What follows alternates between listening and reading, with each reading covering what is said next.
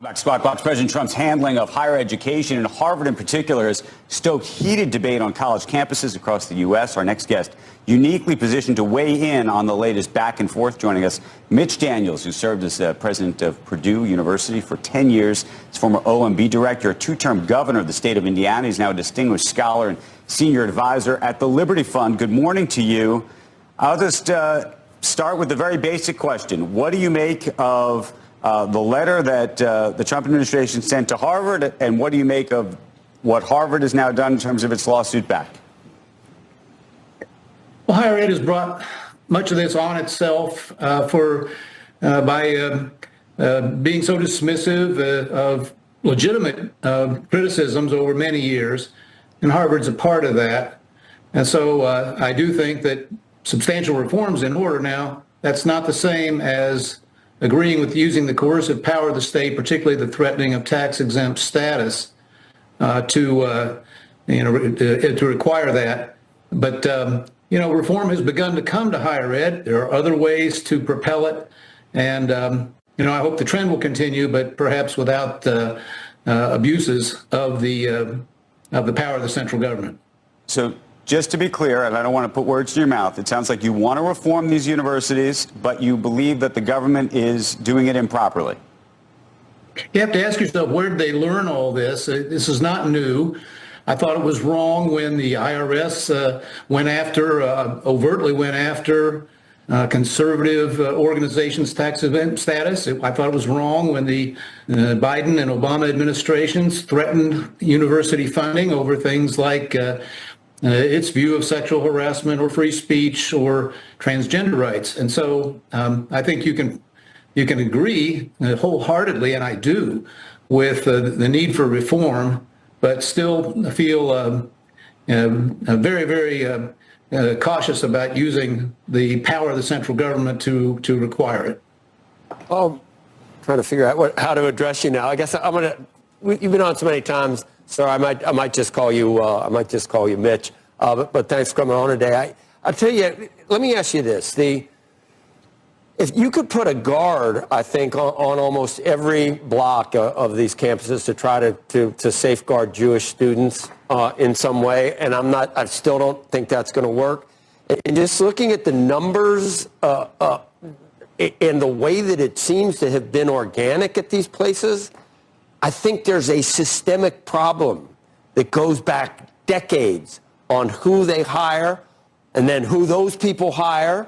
And it's so insular that short of, I don't know whether you threaten the power of the federal government or the tax-exempt status, but I don't think half measures are going to work, Mitch. I really don't. I mean, these places, it's insane. I don't know who these people are. I can't believe they can pack a campus with people saying from the river to the sea. How did that happen? And you got to actually there's got to be some tough measures. More than just, oh yeah, we're gonna be nice, we're gonna make sure everybody's safe. That's not gonna work.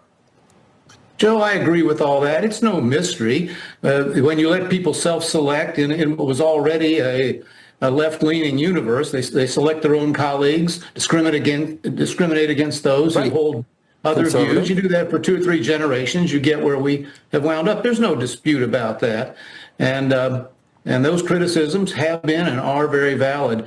All I'm saying on the other hand is that but how do you do it then? There are some other remedies here. Litigation is a powerful tool, or the threat of it. Okay. It's already had real effect in terms of discrimination in admissions. It's had real effects in getting rid of the DEI loyalty oaths, which were in place so many other places. And, there clearly are good grounds for sanctioning schools that refuse to implement their own rules. If you refuse to suspend and expel people who cross the line between speech and action, as we saw in so many of these really unconscionable events. But Mitch, but they don't deserve tax. Do they deserve taxpayer dollars? I mean, that's just a birthright. No, it's not. And here too, there are other measures. I don't want to spend too much time on history, but the Reagan administration believed in limiting the power to restrict funds to the offending of a university, not the entire university. And so, that's still an available option. They should, for instance, they should absolutely go over these after these overhead rates, which are unbelievably high in so many cases, Harvard being a flagrant example of that. And there are ways that they could be restricting funding of the offensive portions of these universities without paralyzing, let's say, medical research and things which are, highly valuable to the public interest.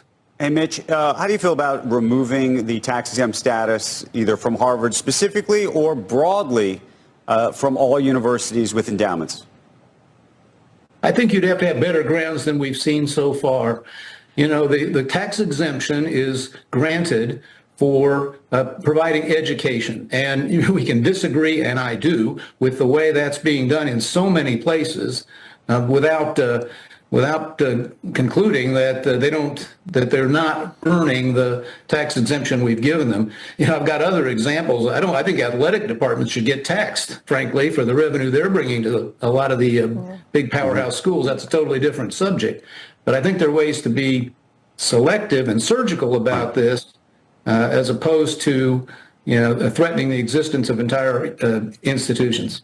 Let me ask you about the sports piece of it, because I was actually thinking about if you were to remove the tax-exempt status, what would happen to the University of Notre Dame, for example, or USC, or Boston College, or Syracuse. I'm just talking about all the big sort of sports-oriented schools that have big athletic Duke. And you could really do some damage to that entire universe. I don't know if that's actually interestingly politically palatable or not. I don't know, but I think I think it has much firmer legal grounds, honestly, than stripping the entire exemption from an entire educational institution. Nonprofits are allowed to earn what's called unrelated income, but they pay taxes on that. And now that we've thoroughly professionalized at least Division I sports, I don't understand why that income anymore can claim to be really related to education.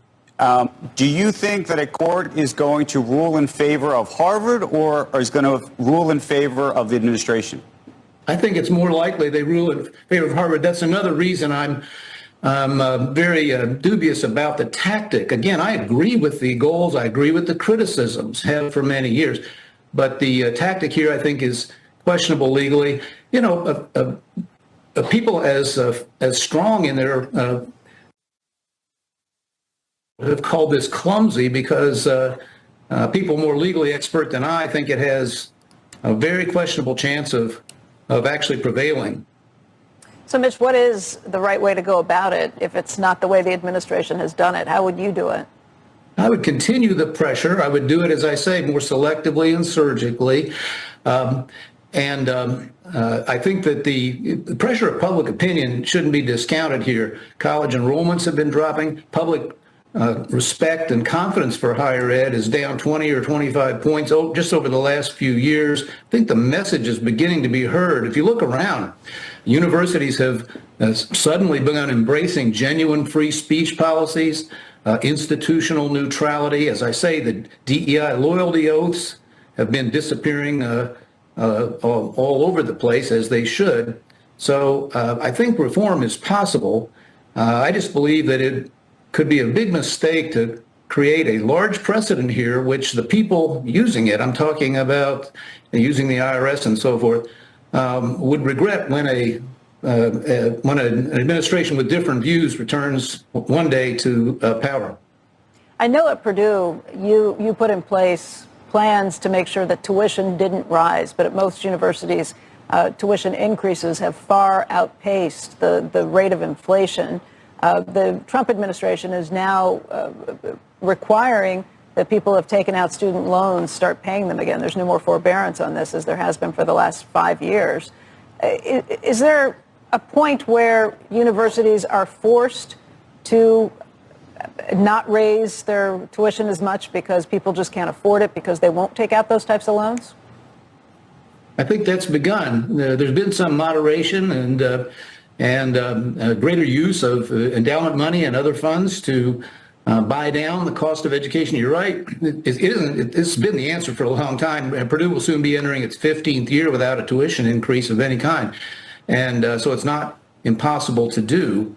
Another example of something higher ed could do and could be brought to do is to take some responsibility for student loan defaults. I mean, the student loan so-called forgiveness program, which was really a means of transferring debt from one part of America to another, was a scandalous, I thought,